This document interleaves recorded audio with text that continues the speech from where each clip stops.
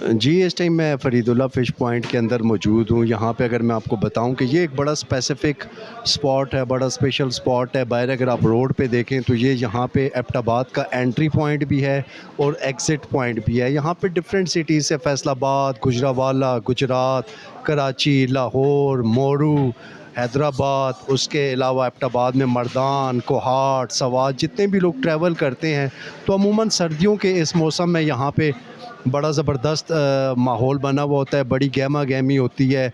लोग यहाँ पे ज़रूर स्टे करते हैं, ये फ़रीदुल्ला फ़िश पॉइंट पे।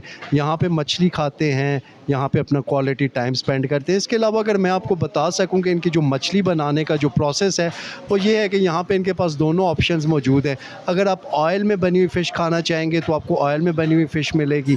अगर आप ग्रिल्ड फ़िश खाएँगे या आप बारबेक्यू फ़िश खाएँगे तो वो भी आपको ऑप्शन मिलेगी। मज़ीद ये कि अगर आप आगे चले जाएँ, सबसे पहले यहाँ पे इन्होंने एक छोटा-सा रूम बनाया हुआ है, वहाँ पे ये अपने जितने भी लोग आते हैं इनको वहाँ पे लेके जाते हैं। वहाँ पे इन्होंने बड़े-बड़े डीप फ्रीज़र रखे हुए हैं, उनमें मछली पड़ी हुई है, मुख्तलिफ़ इक़साम की मछली है। ये फिर वहाँ पे उन लोगों को दिखाते हैं।